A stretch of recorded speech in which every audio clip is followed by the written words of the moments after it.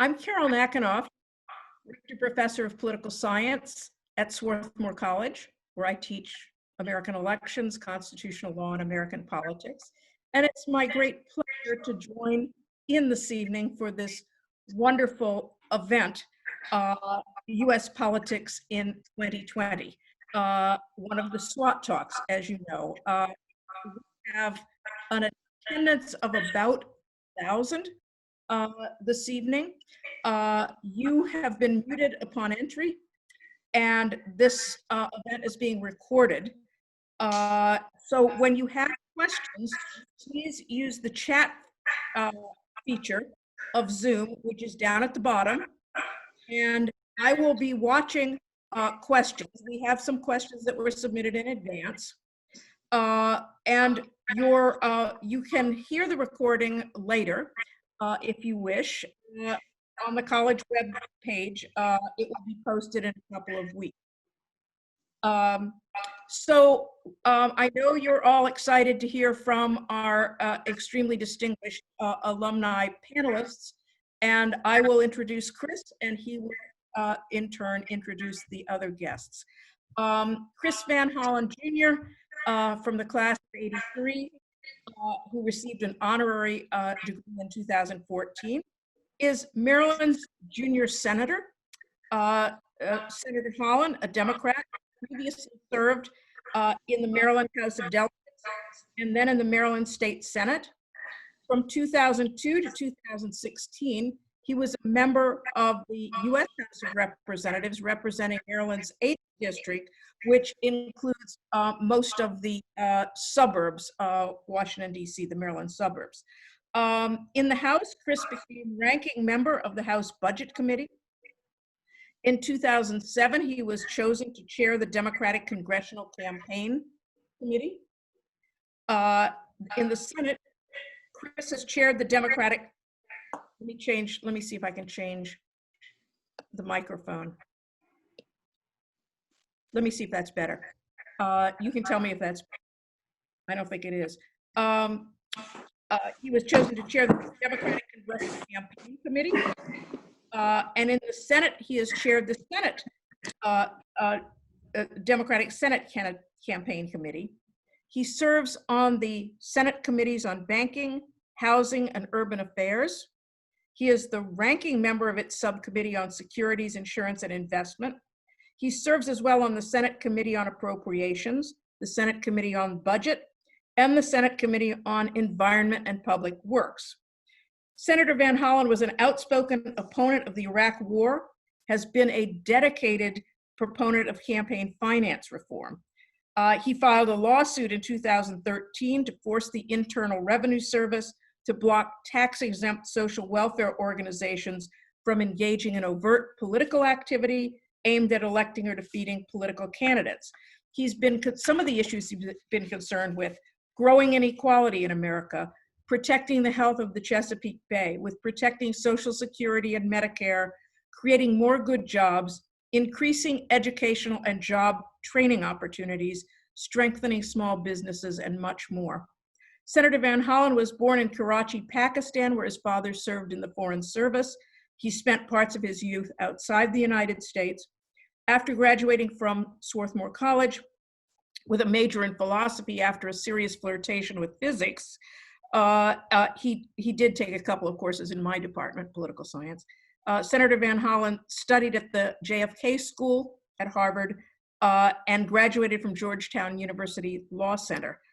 He received as I said, he received an honorary degree from Swarthmore, as did all of our guests tonight. So Chris, I'll let you take over. You're muted, Chris, you're muted. Okay, can you hear me now? All right. Well, thank you, Professor, and thank all of you for joining us. It's great to be here with the Swarthmore Alumni Group, anchored by the classes of 1955 and 1956. And the professor mentioned that I was part of the class. I graduated originally in Swarthmore as part of the class of 1983. but I actually enrolled as the class of 1981. So it just took me a little while and 4 changes in majors to get through Swarthmore College, but it was a special place for me, and I know for all of us. And I'm really grateful for the opportunity to be here this evening with all of you, and especially to be here with our special guests. I'm going to introduce them in a moment, but just to say that these are 2 individuals that I had great respect for and great admiration for. And that was even before I knew that they had been graduates of Swarthmore College. It was based on their records. In one case, Michael Dukakis as governor in his other public service. And in the case of Carl Levin, his service in the United States Senate. When I later learned that both of these gentlemen had been Swarthmore grads, I knew why I liked them so much. So I'm going to introduce them, and then we're going to have some questions, some of which came in earlier online, and I think some that the professor is getting as well. And we look forward to this conversation going forward. So first I'm going to introduce Michael Dukakis, born and raised in Brookline, Massachusetts, Swarthmore graduate, class of 1955, Harvard Law School, 1960. He served in the Massachusetts legislature starting in 1962. He was elected governor of Massachusetts 3 times he served. And he, of course, was the Democratic Party nominee for president in 1988. I was proud at that time to participate on his campaign. He may not remember, but I'm sure he remembers Frank Sieverts, who was a good friend of his. And Frank at the time was on the Senate Foreign Relations Committee staff, and as was I. And we worked on the campaign, and we were proud to do so during that period of time. Governor Dukakis has taught political leadership and health policy, and has encouraged students to think about entering into elected politics and political careers. I'm going to share a story from one of the alumni who registered for today, Frank Leichter of the class of 1952, who wrote, and I quote, "I was a delegate for Dukakis to the Democratic Convention in Atlanta in 1988. We organized a lunch for some 7 or 8 Swarthmore alumni who were attending the convention in various capacities, including Congressman Jim Scheuer. We expressed our collective pride that for the first time, a Swarthmore alumni was about to be nominated the candidate for president of one of the 2 major parties. Then someone mentioned that Mike had graduated with highest honors. Now that elicited exclamations and admiration, for this was an achievement that really made us proud of Mike."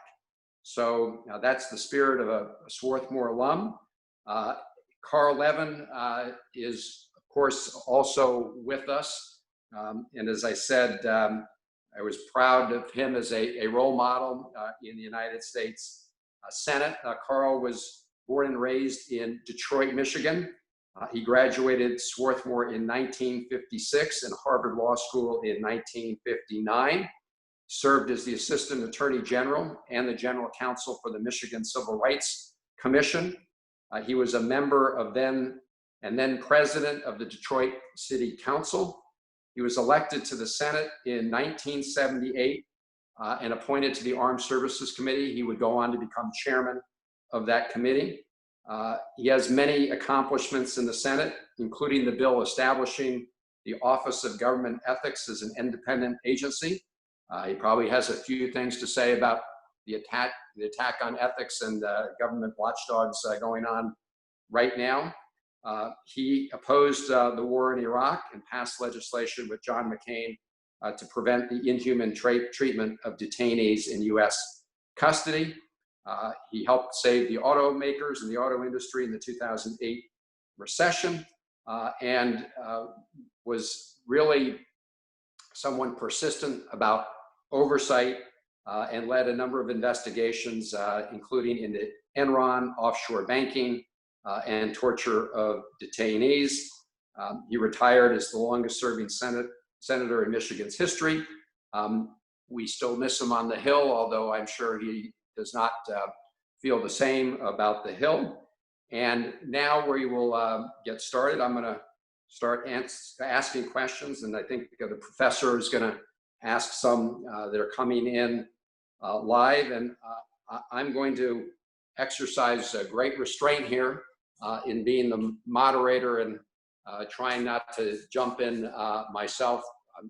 I'm looking forward to the advice from these veterans of American politics who have served our country with such great distinction. So here's the first question, and we're going to start with the questions that came in from members of the class of 1955 or 1956. Here's the question. We all know what enormous damage Trump has done to our nation's institutions, and by simply walking away from its international agreements, its credibility among the nations of the world. What can Congress try to do, and what are the chances of success given Republican obstruction to prevent some future president from being so capriciously disruptive? And how difficult might it be to overcome residual distrust of the United States, because no matter how highly other nations might regard the President Biden, might they not be reluctant to count on the United States living up to its commitments if someday some future president might feel a similar lack of compunction and abandon its treaties and other commitments? That's a question from Bob Adler, the class of 1956. So, gentlemen, Governor Dukakis, you want to lead off on that? Well, the obvious first answer is to beat the guy and get him out of there, because without that, another 4 years of this would be catastrophic. But there are some lessons to be learned here, and I'd be particularly interested in Carl's thoughts on this. How do we try to strengthen whatever internal safeguards we have to make sure this doesn't happen again? I mean, you mentioned, Chris, Carl's leadership when it came to ethics in the Congress and in government generally. And I'd be particularly interested in his thoughts about this, because going through this again would be really catastrophic. And I'm not sure there's a surefire way to avoid it, but I suspect he's got some pretty solid ideas about how to get close to that. So what do you say, my friend? Carl? Well, first, it's excuse me, great to be with Mike. Chris, we're so proud of you. Mike was my mentor at Swarthmore. And when he came back to Harvard after he served 2 years in the Army, I did not serve, so I was a year ahead of him at Harvard. And he still was my mentor then. He's been a real role model. Would beat me on the squash court. Yeah, well. At Harvard Law School from time to time. Well, it didn't make up for the mentorship, I don't think. But anyway, it's too bad we can't see our classmates, but that's the way it is. They're relegated to seeing us when we can't see them, and we miss them. The answer that I would give to the question, the first answer is the same that Mike just gave. The first answer is to do everything in our power to defeat him, to end his reign of error, and to end what is I consider to be the worst imaginable representative of the people of the United States for the reasons given in the question, the number of deals that he's broken, his arrogance, his cockiness, his America First, which harkens back to some of the pre-war II America Firsters. We've got to work with others in the world if we're going to possibly make the world a safer place. How do you do it now? For those who are a little discouraged, who want to defeat Trump, and obviously there'll be some in the audience who don't, but for the most part, probably people are ready to move on from this president. The most important thing anybody can do is to get discouraged about this election and to remember how individual votes count. Now, in my state, they really count. You know, we lost Michigan to Trump by 10,000 votes. That's a few votes per precinct. So don't get discouraged, folks, about persuading people who are leaning towards leaving Trump or who are independent or who are thinking of voting for a third party, which is a vote for Trump in effect.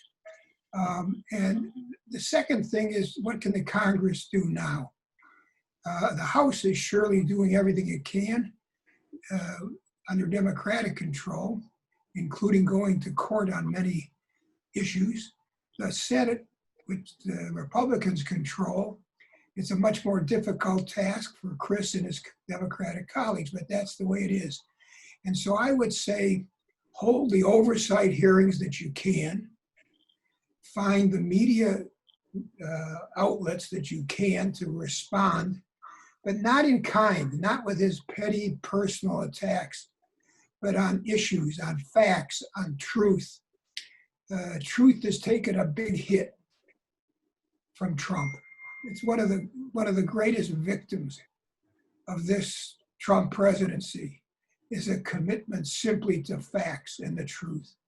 He says anything at any time. He can say opposite things in the same day, in the same speech, but that's also demeaned the relevance of facts. And with the advent of social media, it makes the effort to put facts in front even more difficult. And the other thing, beside holding hearings where you can, is to go to court, as you've done and the House has done, to try to enforce the right to have access to witnesses and documents.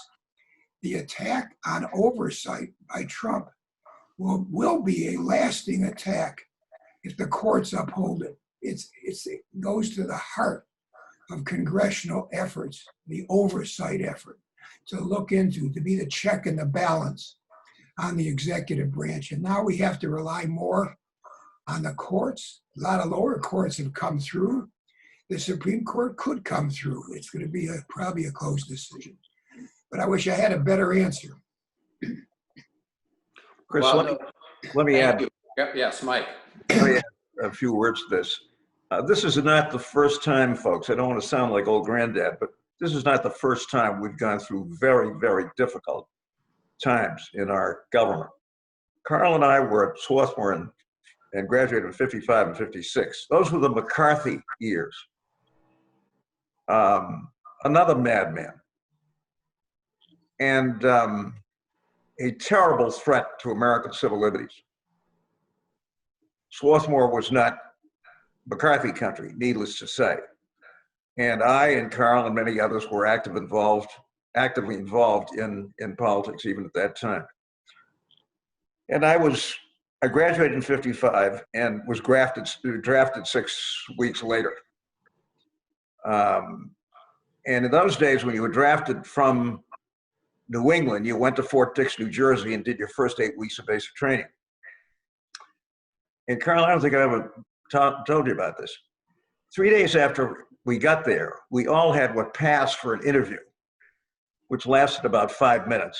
And then another draftee who was a personnel specialist decided what you would do for the rest of your tour. Except my guy had a file on me with every single political activity I'd ever engaged in at Swarthmore College. So the interview began like this. So I see you ran a fundraising drive for the American Civil Liberties Union. You were the chairman, as were you, chairman of the Students for Democratic Action, the student wing of the FDA. All of this in this file.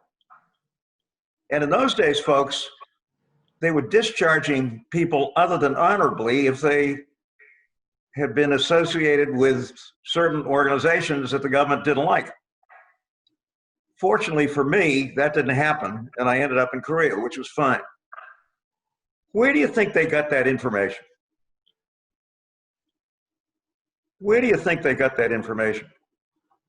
It took us 10 years to find out that they had a tap on the Swarthmore switchboard and were paying somebody to record our conversations. This is in 1955. So it was a very difficult time. Our civil liberties were threatened. This guy was running around accusing people of being disloyal and crypto communists. It was a whole vocabulary, you know, pinkos, crypto communists, so on and so forth. And we made it through there. So I'm pretty confident if we do what Carl is talking about and get rid of this guy in November, I'm pretty confident that we can get back to something much closer to normal within a relatively short period of time. Part of the question was, well, can we somehow, repair this, Chris, or so forth? Yeah, I think we can. I think we can. But folks, we got to get out there and beat him. And it's not going to happen by looking at polls. It's going to happen because we organize every goddamn precinct in the United States and turn folks out. That's the way we've got to do it. I didn't do it anywhere near as well as I should have in 1988, but I think the country will be ready for this. But we've got to have an army of folks, and you all have to be part of it, that are working those precincts hard and making sure that this is the last we hear of this guy. But we've gone through this before, and I'm confident we can do it again if we do the work between now and November. Well, thank you, Mike, and thank you for that perspective. And it took too long, but of course, McCarthy was ultimately exposed for the demagogue that he was. Let's just hope the country reaches the same conclusion quickly about the current occupant of the White House.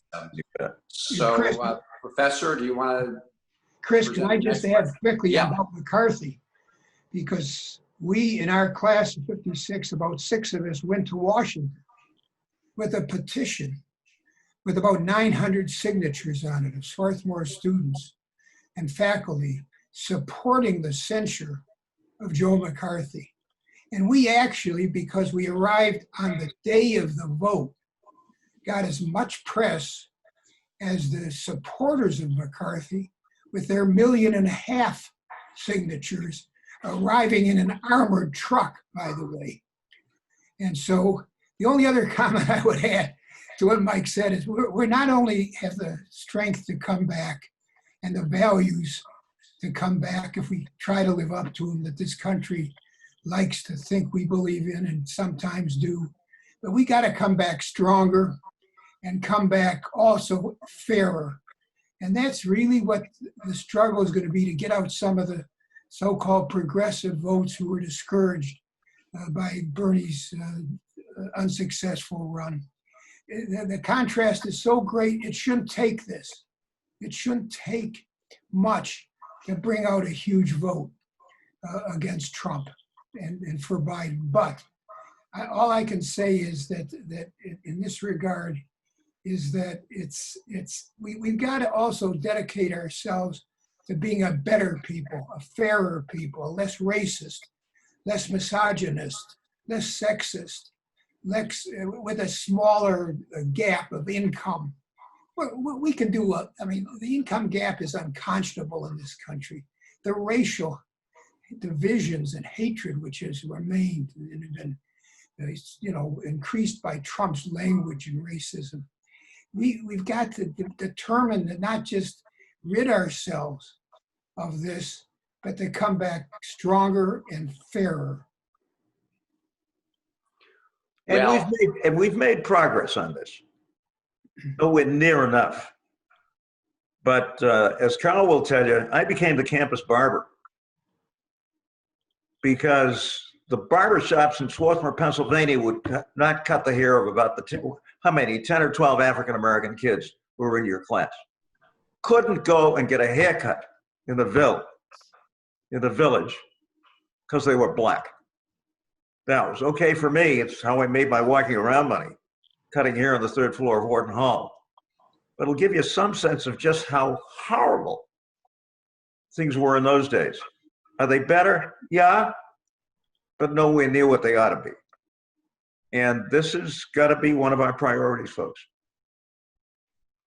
Right. We have to both, continue to expose, Trump for the fraud he is, and for all the fact that he's taken the country in the opposite direction from where we all want to head. But we also, I think, as both you say, have to put forward that positive vision about a country where we have much more inclusive participation. We deal with the criminal justice issues, we deal with the racial issues, and we deal with the huge wealth gaps and income gaps.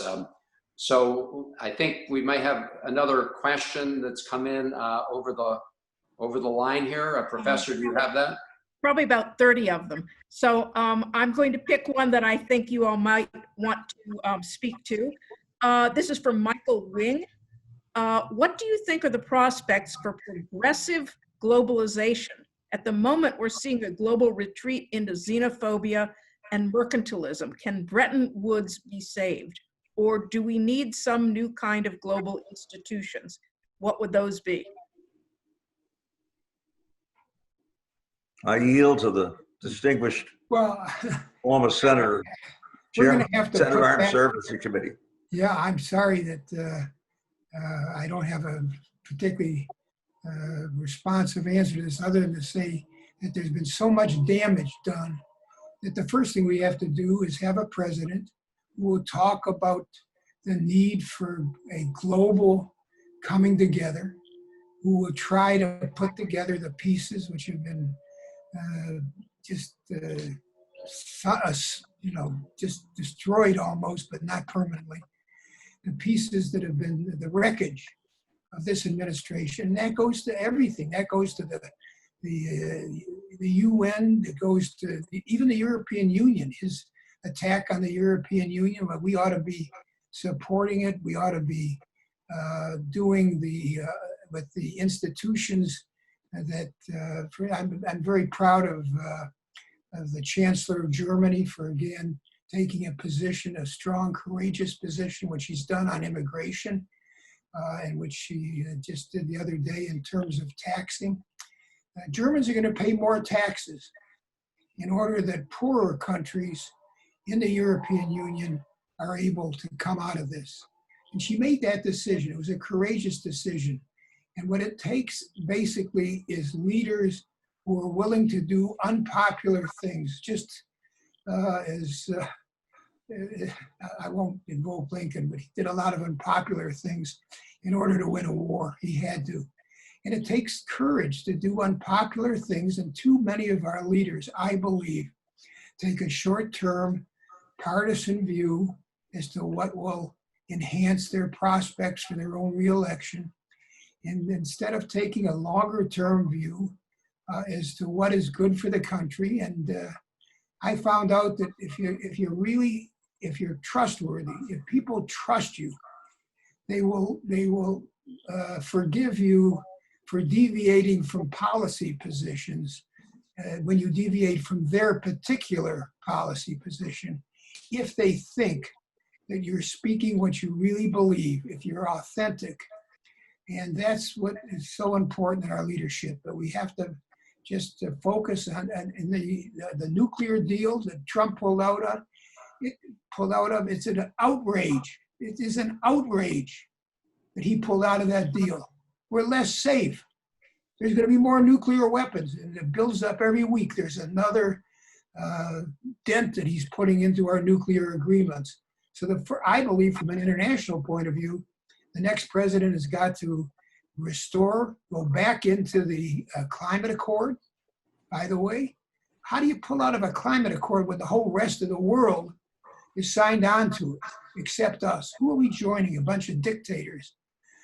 So we have to go back we have to restore our presence in a lot of treaties, including the nuclear accord, which was so vital that the rest of the country, the rest of the world joined in, but also the climate agreement and the other international organizations that we've abandoned. Go back into them, rejoin them. Right. I mean, what we've seen from this president, of course, is an entire retreat from American leadership in the world. And, to that first question, I think, Biden's got his work cut out for him in terms of restoring confidence and faith. I think we can do it, but it's going to require Herculean effort. So I'm looking at a number of questions, and they relate to the upcoming election. And Carl, of course, you represent Michigan, which is a swing state. And Mike, you understand the presidential electoral map. I'm sure you've heard this kind of question before, but the question is, does the Democratic candidate, in order to win, especially in the swing states, do they need to focus more on voters who supported Barack Obama in 2008 and 2012 in the African-American community who may not have come out in 2016, or focus on the other voters who supported those two, Barack Obama in 2018 and, in 2008, 2012, but then voted for Donald Trump? Or is it obviously, there's some combination? But as you look at this electoral map in the battleground states, what do you think Joe Biden and his vice presidential pick, what do you think they need to focus on as core issues that will win in those key states? Well, first, Chris, I think all of us have got to focus on the job of organizing this country politically. And I'm serious about this. Dukakis's 2-minute speech to folks who want advice, very simple. You need a precinct captain and 6 block captains in every single precinct in whatever jurisdiction you're running for, no exceptions. And their job is to make personal contact on an ongoing basis with every single voting household, period. And I mean that. Now, I didn't do that very well in '88. It's one of the reasons I lost. Spent too much time talking to people who said, well, maybe for city council, but not for a presidential race. Took Barack Obama to prove to us that that's the way you win presidential elections. But I'm deadly serious about this.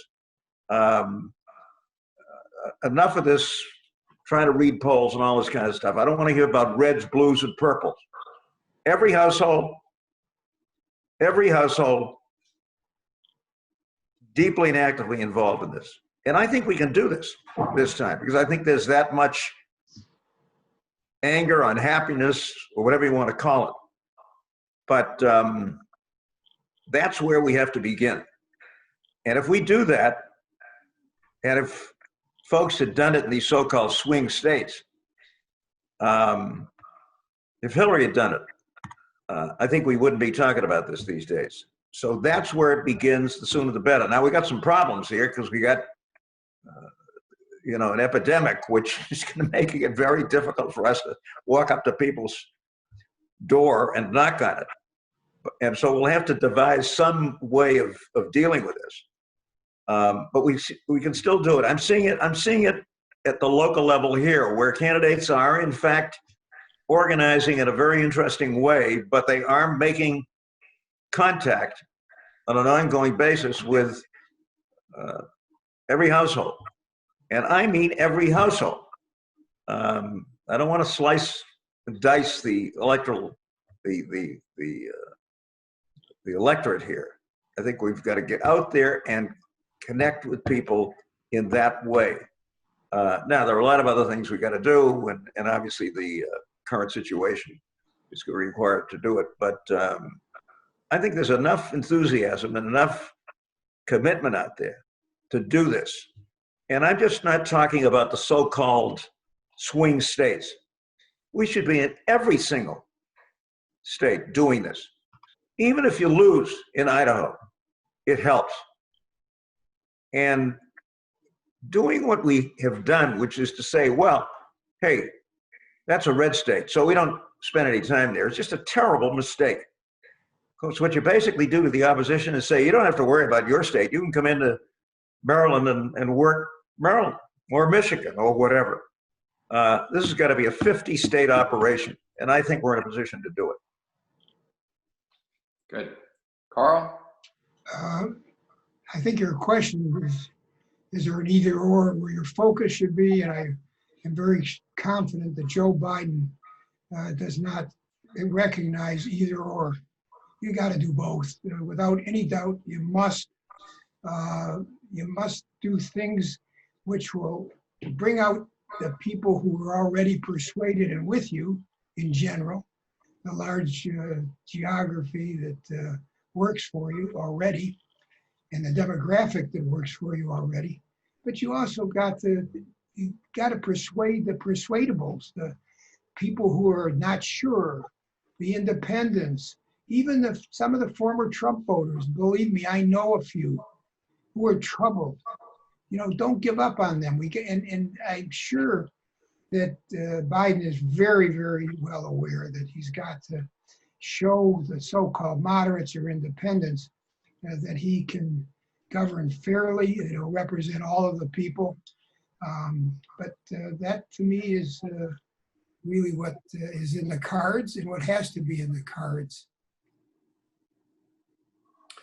Thank you. And I agree. It's you got to do all of that and speak to everybody, as both you and Mike said. Professor, do you have a question on your end? I'm going to combine several, partly from Mariana Tomazic, John Crosby, Lisa Jenkins, and Bell Brett. How did the Democrats put forward stronger candidates? They've lost 3 of the last 5 presidential elections to what one person calls lackluster candidates such as George W. Bush and Donald Trump. John Crosby asks, it seems likely like Vice President Biden will have quite a challenge finding a running mate who can inspire voter turnout by younger voters and people of color who are rather disaffected versus turnout for Democrats by swing voters in swing states. What are the most important considerations in choosing that running mate? Is it more important to appeal to younger and minority voters or to upper Midwestern moderates?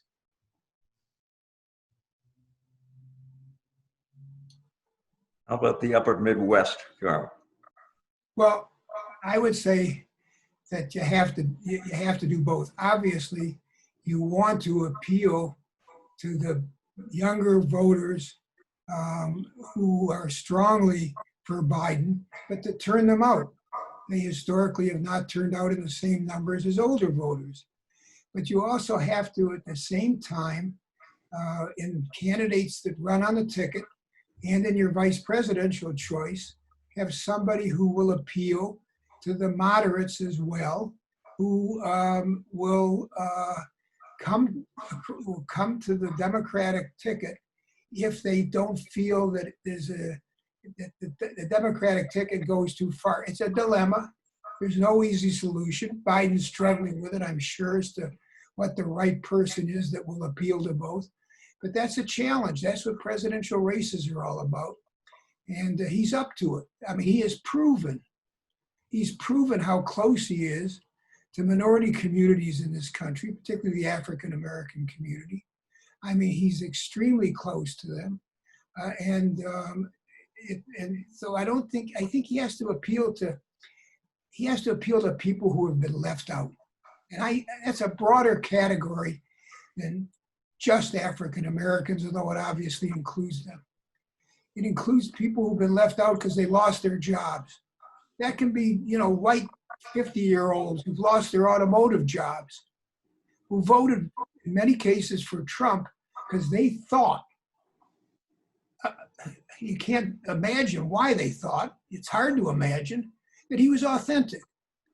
Why was he authentic in their eyes?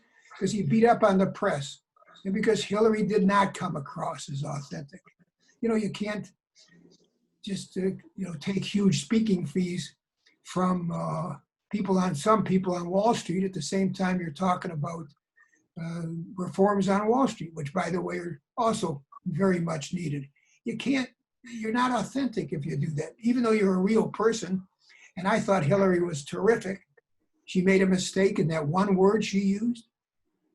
I think that the deplorables or whatever that one word was that she used, which really turned off a whole lot of people. No American citizen is to be denigrated or to be categorized in some way which is negative. And we just can't treat people that way. It works. So when we do treat people that way, or appear to, it works right into the Trump attack, which he makes on the elites. That is a very conscious word, which is selected and driven home all the time. The elites, the elites, the elites. Well, Americans have a principle, at least a goal, of being an egalitarian society. We're not. We've made strides, as Mike points out, in that direction. We got a long way to go. But we nonetheless believe it's a value, an American value, to believe we're an egalitarian society. And so we got to understand that a lot of people have felt left out. And some have more reason for feeling left out than others, but nonetheless, that feeling has got to be overcome and addressed by a Democratic candidate and vice presidential candidate. I'd say one other thing, and Chris, I'd be interested in your thoughts on this. Look at the midterms. Look at the midterms. I mean, we skunked the opposition. Just skunked them. And it's made a huge difference to have a Democratic House, right? Oh, yes. And it'll make a hell of a difference if we can have a Democratic Senate as well as somebody in the White House.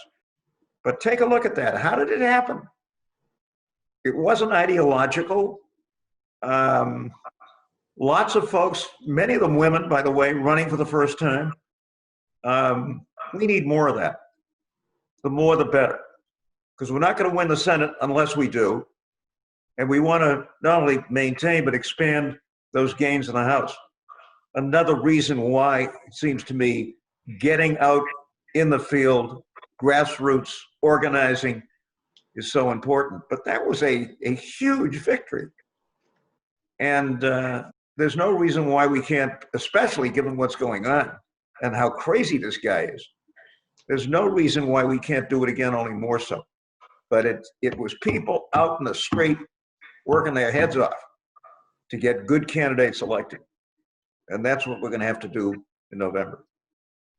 Well, that's right. If you look at 2018, Mike, it was really two things, I think. One was an enormous turnout in response to, Donald Trump.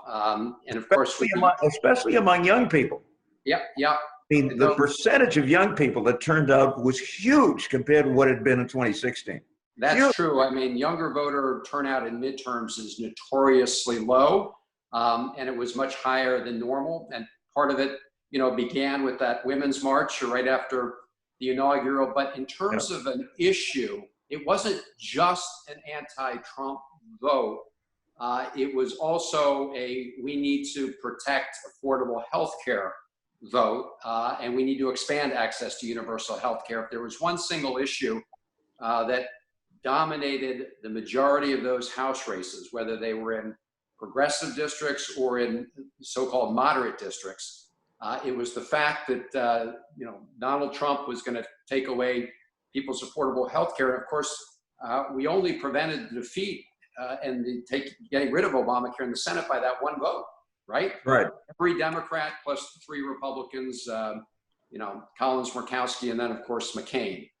So that highlighted to a lot of people how important those congressional votes were on an issue that was central. And I do think that when we talk about all the states, but we look at those battleground states, those core issues that appeal to every single American voter about affordable health care, equal access to a great education. I mean, these are fundamental core issues that can really. And they're still out, thanks to Trump, they are still out there.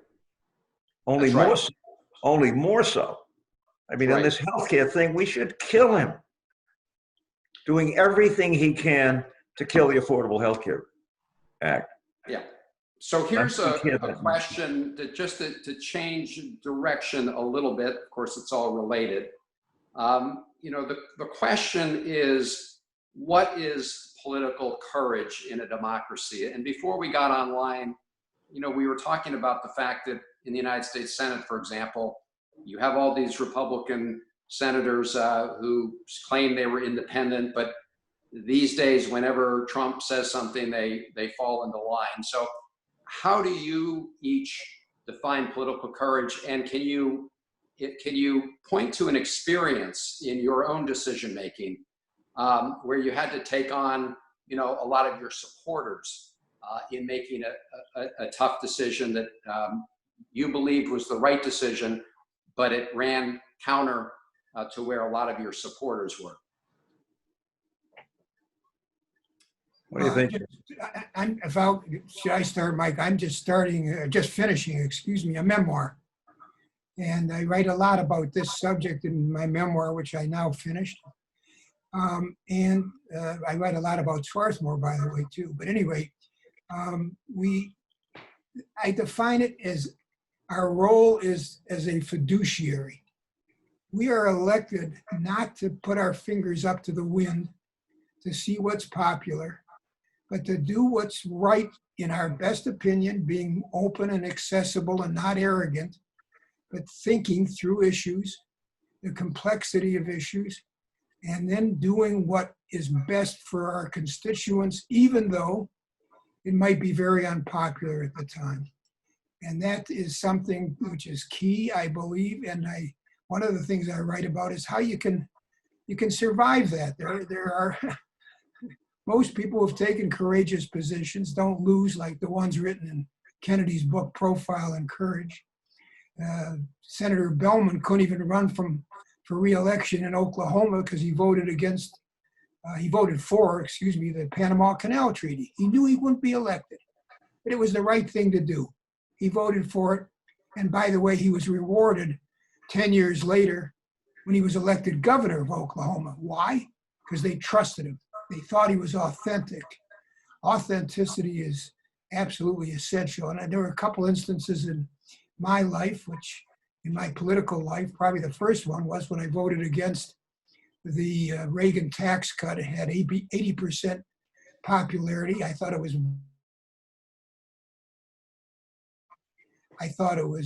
again, heavily tilted towards wealthy and would help put us in a deficit situation. I voted against it. And we weren't sure I would survive, by the way, because the polling numbers were very, very close. But it was the right vote, and I always am proud to point to that vote and point to it as a way in which people thinking about running for office should be fiduciaries. Do what's right for the public good. That's what you're there for. It's not to get reelected. It's to do what's right for the public good. A number of other votes. I voted against the Iraq War. It was a very popular war to begin with. I spent a lot of time, offered alternatives and had hearings and so forth to try to show that we did not have there was no imminent threat against us, and there was no justification for going to war, and that we were also misled by a lot of false information from mainly the President Bush and from Cheney and a few others in his White House about the intelligence. We were misled about it, not just about whether there were weapons of mass destruction, but even more importantly in my book, whether or not there was a connection between the people who attacked us on 9/11 and Saddam Hussein. They made out a connection which wasn't there. Heck, if I thought Saddam Hussein had attacked us or participated in the 9/11 attack, I would have voted for the Iraq War. But he didn't, and the intelligence showed it, and they knew it in the White House, but they misled us. So yeah, you can not only should cast unpopular votes when it's the right vote, but you can also survive most of the time. And if you have to pay the price, just be ready to do something else you want to do. Good advice. Mike? Let me say one other thing, Chris. I was a pretty good talker when I first got elected governor, but I wasn't a very good listener. I was the leader of the reformists and all this kind of stuff. And even though I thought we had made great progress in bringing a state which was in terrible shape economically, back to something a lot closer to decent condition. I got defeated my first time for re-election. And I was 40 points ahead in the polls with 5 weeks to go. I don't recommend defeat as a regular, a routine for you guys. But that was a wake-up call for me. And I decided I would run against the guy that beat me and do a lot more listening. In fact, what you discover is that listening is a lot less tiring than talking. And developed an approach which was quite successful in my second 2 terms, in which I never went down the policy road with creating what I called a working group. Group of folks with a real interest in the issue, maybe 20, 25, 30 people, some of whom didn't agree with me. But I don't remember anybody saying, screw you, Governor, I'm not going to be part of your working group, because I don't choose to do that. And I got to tell you that once we worked that through, I almost never lost an issue or a vote in my legislature, no matter how contentious it might have been. And even when occasionally I didn't get everything I wanted, the process resulted in a lot of goodwill on the part of folks who, in many cases, were not great supporters of mine. And I teach this stuff these days. You know, how do you create a working group? How do you bring people together? Even folks that hate each other's guts when you start the process. And it's really quite remarkable that when you ask people, I don't remember anybody saying, screw you, Governor, I'm not going to, you know, I don't choose to participate. Never remember that. And it produced a pretty remarkable, I mean, I signed the second universal health care bill in the country. Now, fair enough, Massachusetts, liberal state, this, that, and the other thing, but that was not easy. So I think process is important. And if you do bring people together and listen, the chances are you're going to be pretty successful. And you're not going to face these knockdown, drag out conflicts, which I managed in my second 2 terms to not only avoid, but you learn from listening to folks and bringing them into the process and making it a part of it. So I think there are ways to do this which not only are much more successful, but produce a much better policy. And it worked for me, I got to tell you. But it took a defeat, and a very painful one, to wake me up to the fact that there were other ways to approach this. And fortunately, second time around, they worked well. Thank you, Mike. Carol, do you have a question on your end? I'm going to bundle a couple more. Yes. I'm going to piggyback off of Chris Edley's question and Katrina Dawson's question. What do you think accounts for the devaluing of science and evidence in our politics, which of course is not limited to the president? What is to be done? And what would happen if Trump cites election irregularities, fraud, and refuses to leave the White House? And Katrina asks, how can we bring truth to politics? Too many people lie. Say again, the second one. That how can we bring truth to politics? Too many people lie. It's all together. In other words, it's about facts and science and evidence-based discourse. I'll turn to my pal from Michigan.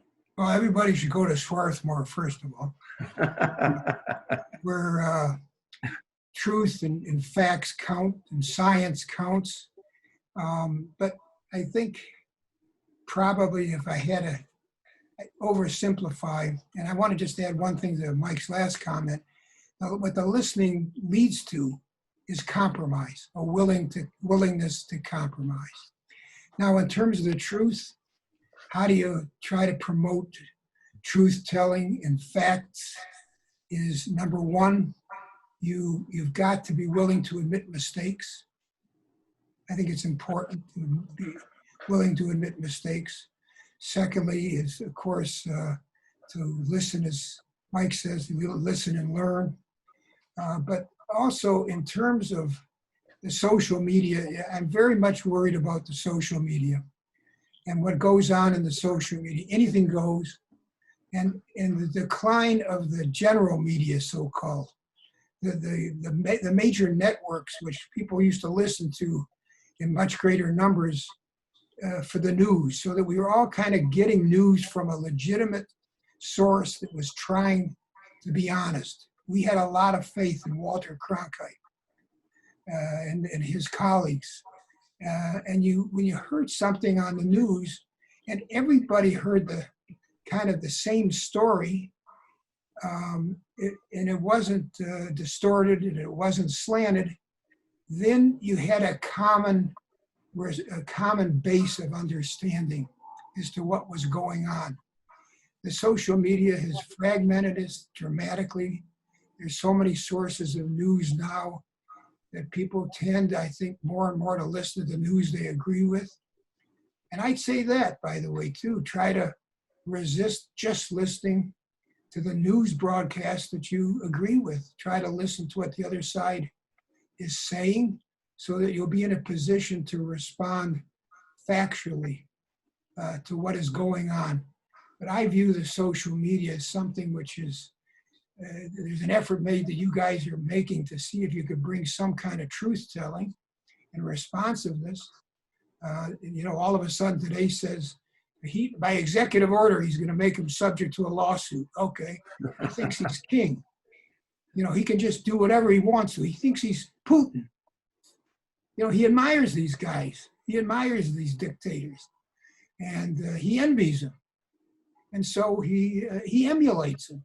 But at any rate, I view that the effort on the part of Congress and perhaps in the courts to find some way to balance the freedom that we want in the social media and the freedom of speech with the excesses and the lies that pass for truth, I guess, if you listen to whatever social media. I view that as a major challenge of the day. I agree with Carl on that, but I'm not sure I accept the premise of the person that's asking the question. Who do the American people admire more, Tony Fauci or Donald Trump? I mean, I think it's a question that answers itself. Why? Because Fauci, by the way, graduated of Holy Cross College in Worcester, Massachusetts. Just wanted to throw that in. Because Fauci is who he is. Yes, he's a scientist, but he's credible. And the vast majority of Americans admire him and believe him. That is not true of the guy in the White House. So I think we begin with an electorate that does respect the truth. Oh yeah, there'll be some people that won't, and there'll be some people that will be out there waving signs in Michigan and other places, Carl. But I think truth-telling is still very, very important, and I think it's going to be very important in this campaign, and I expect Joe Biden to emphasize it in his campaign, because he's a truth teller, and he reflects this. The guy in the White House does not. And I think we have to make sure we understand that. And admitted a mistake that he made the other day immediately. And I said, I made a mistake. And that's important. And the other thing, which Mike's comment really leads me to, is having faith in the American people. And it's really important that we have faith, at least in the values that we uphold and try to move closer to. I have a lot of faith in the people. And that would have been true if they voted me out of office. By the way, I hope it would have been true, just the way it was with Mike, with his experience. History proves that we've come through a lot of bad times, and you gotta just keep faith that the American people will somehow or other get it right. I have that faith. So here's another question. This one, we'll start with Carl because it is a question related to the Senate, but obviously, Mike should address it too. But the question indicates that, the best case scenario from the perspective of a large majority of people on this call would be President Biden in the White House, continuing the Democratic majority in the House and a majority in the Senate. But there's no realistic scenario where even if the Democrats have a majority in the Senate, they have enough to overcome the filibuster of 60 votes. And if we really want to make progress on key progressive initiatives, would you support getting rid of the filibuster in order to move a progressive agenda? The answer is I would not favor getting rid of the filibuster on legislation. We've gotten, I'm afraid, and we instigated Democrats getting rid of the filibuster on lower court judges. Then McConnell extended that getting rid of the filibuster to Supreme Court. Because we lost the filibuster on Supreme Court, look what we got. But more important, again, it's something I'm writing a lot about. The new so-called nuclear option was a mistake. It broke the rules, and it just changed the nature of the debate in the Senate. The filibuster, and now I'll make an argument for it, to maintain it on legislation only, not necessarily on lower court judges. I think that's a done deal, but keep it for Supreme Court justices and for laws that are being considered. It's one of the few things that brings us together in the Senate. What brings us together is that we have to work together if there's a filibuster. We're forced to do it. You got to get 60 votes. And it forces compromise in the Senate. And without it, it would be, I believe, a much, if you can imagine, more partisan place than it is now, it would become even more partisan, more divisive. And hang on to that. I shouldn't be lobbying you in front of hundreds of my colleagues. It's an unpopular position among progressives. The one example I would use with progressives, we passed a right to work law in Michigan, a terrible law, okay, from my point of view, that allowed people who benefit from unions not to contribute to the support of unions. It's a terrible law. We never should have passed it in Michigan. How about if there's a national right to work law that's proposed in the Senate and the Republicans have a majority to pass it? Do we think all the progressives would now oppose the filibuster? I don't think so. It depends on what it's being used for. It's been used for some terrible things. It was used to filibuster civil rights laws, a horrific thing on my judgment. But the way to beat the filibuster is to do what LBJ did. You beat it. You put together enough people to beat it. And we should have done that, by the way. And I told your caucus now, Chris, my caucus then, for God's sake, make them filibuster. Filibusters aren't one-way streets. Just because someone threatens a filibuster, you don't give in. And that's what we did. We weren't willing to give up our holidays and weekends. And I know I got kids and grandkids. It's not easy. You plan on going home and doing what we do back home. But if you want to beat the filibusters, you beat them. You beat them. You have to be just as tough, just as determined as they are. And you say, you want to filibuster? Go ahead. You stand up all day, all night for week after week. You go ahead, filibuster. But we're not going to let you get away with it just because you threaten a filibuster, so-called gentleman's filibuster, which now has taken the place of a real filibuster. Make them filibuster, put them to the test. They will fail. If you got 58 votes or 55 votes, they will fail. You'll get to 60 if they look like real, dividers and people who don't want progress at all. So that's my advice. But I know it's not popular with a lot of my progressive friends, but that's what I believe in. No, I appreciate it. Thank you, Carl. And as you say, there are very, very powerful arguments that you made in terms of preserving that protection. The right to work law is a good one. There are a number of other examples. On the other hand, it obviously is an impediment to trying to move a lot of important legislation. And so we're going to, what I can say is I hope we're in a position to have a meaningful debate on this question, which means we'd have a majority in the United States Senate. Mike, do you have a view on this? Well, I'm going to have to listen to my friend from Michigan for a while on this one, particularly because if I understand Senate procedure, there's a way of getting around it by using the budget. And you guys know a lot more about this than I do, obviously. But we did get the Affordable Care Act through the place, notwithstanding the fact that it was facing a filibuster.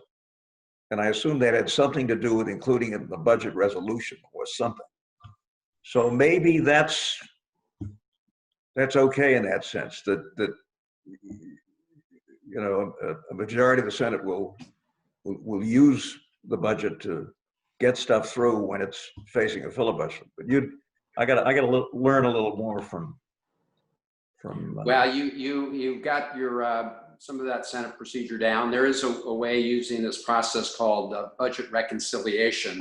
Right. That you can pass certain things. So the Affordable Care Act was able to be shaped into that form. On the other side of the ledger, of course, Republican tax cuts, including the most recent round of tax cuts, were also jiggered into that form. On the other hand, there are important things that we want to do when it comes to electoral reform, when it comes to campaign finance reform, that don't fit into that budget category. So that's why it's a continuing debate. So I'm persuadable. I'm persuaded. All right. Carol, do you have one on your end? I do, and then I think that it may be wise that the one afterwards, the one that you picked, might be our last question. We'll see how long it takes to do this. I'm compiling a couple from Wilburn Boykin, Michael Westgate, and someone else.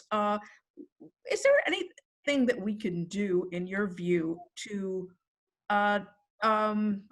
assure the nationalization of mail-in ballot opportunities? And is that a good idea? And also, what else would you recommend to ensure the right to vote?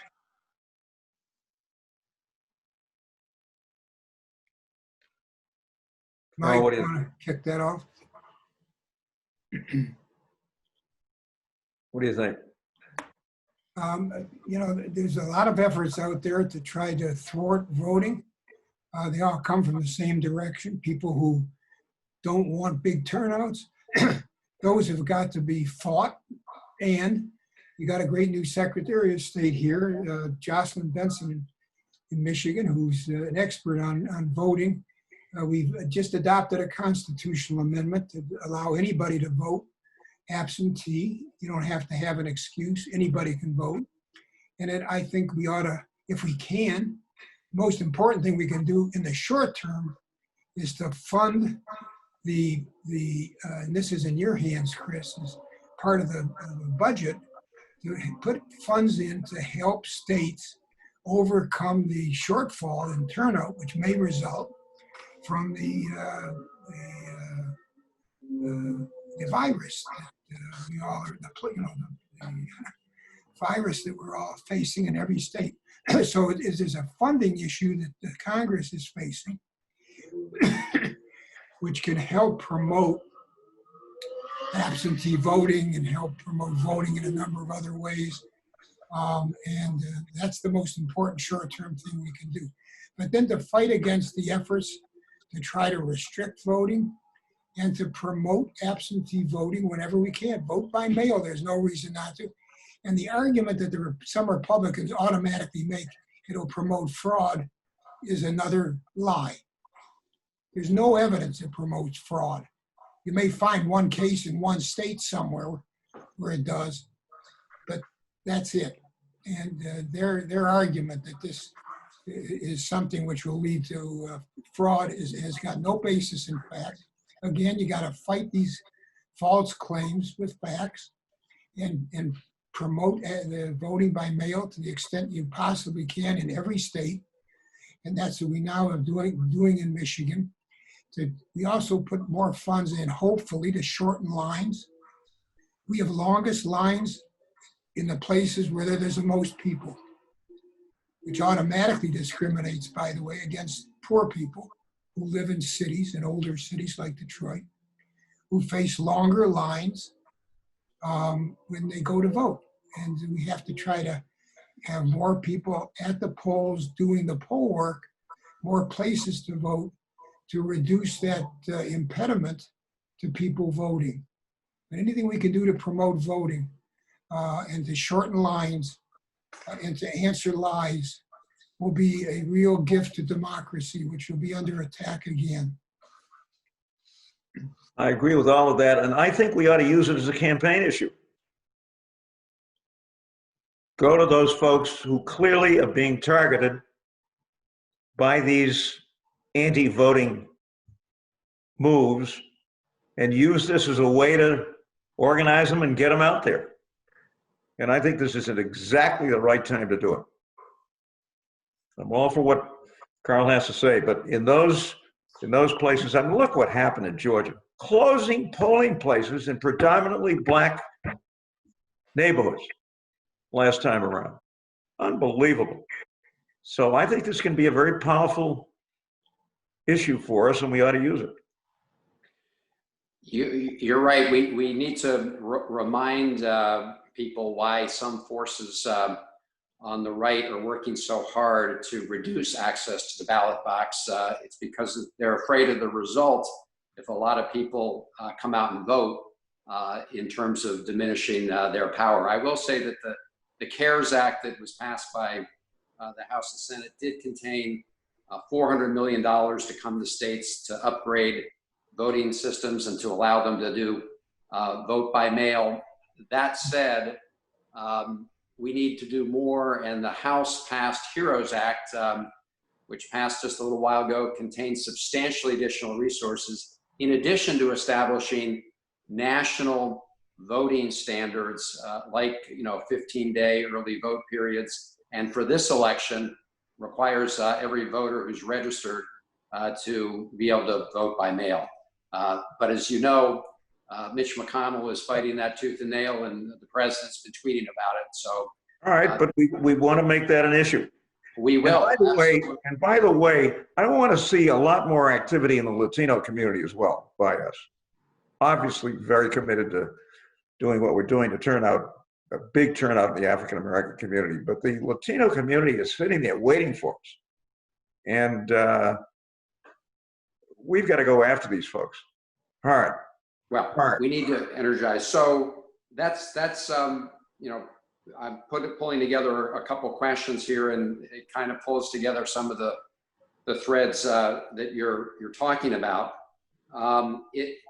It says that despite the economy's current condition, where it's been hit hard by the pandemic, while Joe Biden leads Trump in lots of measures, for example, who do you trust on health care, or who would you trust with respect to handling the pandemic?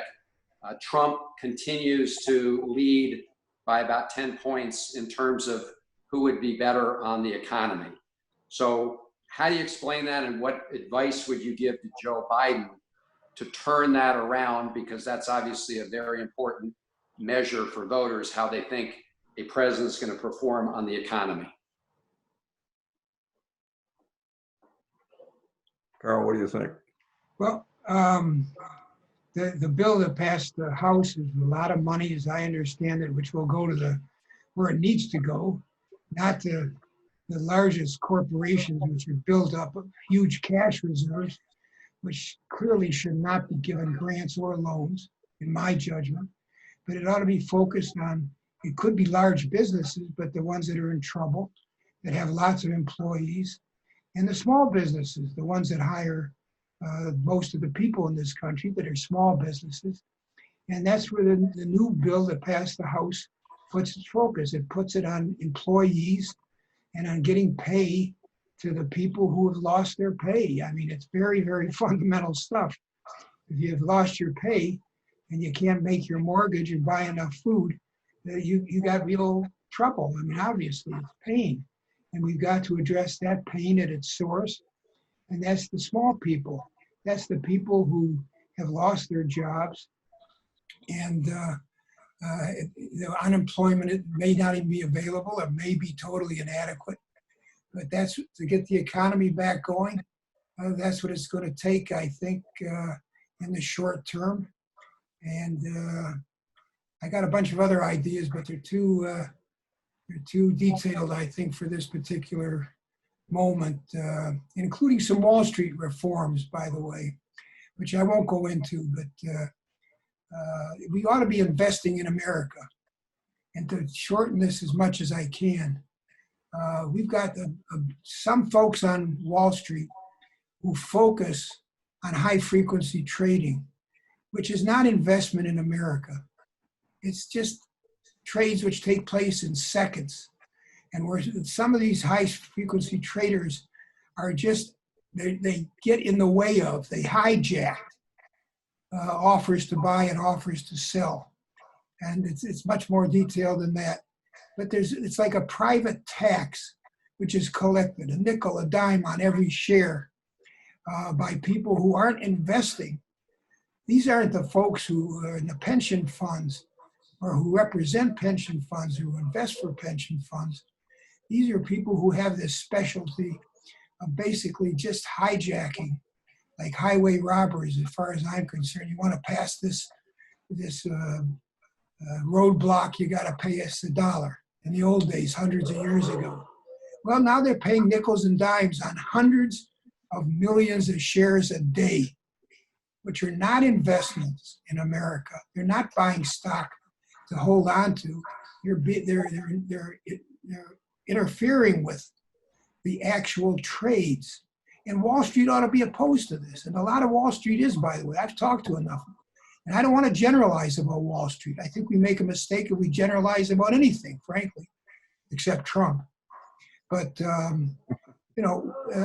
we shouldn't generalize. A lot of people on Wall Street hate this as much as I do and would like to change it.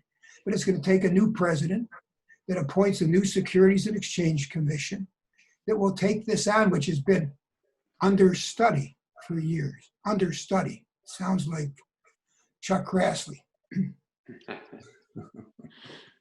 Mike?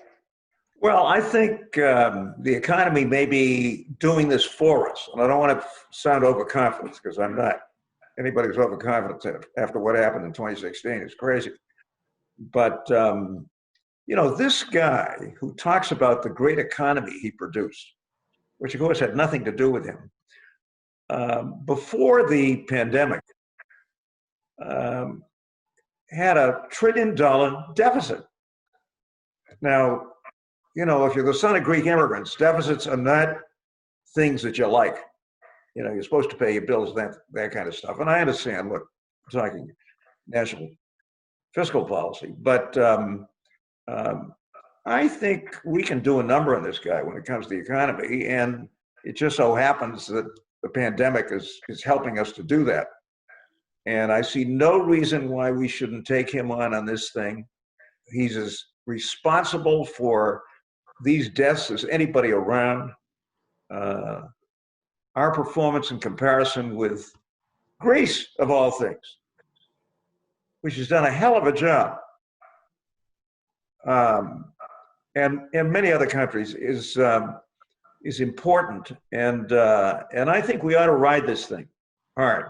And he deserves as much of the blame for this as anybody on the planet Earth.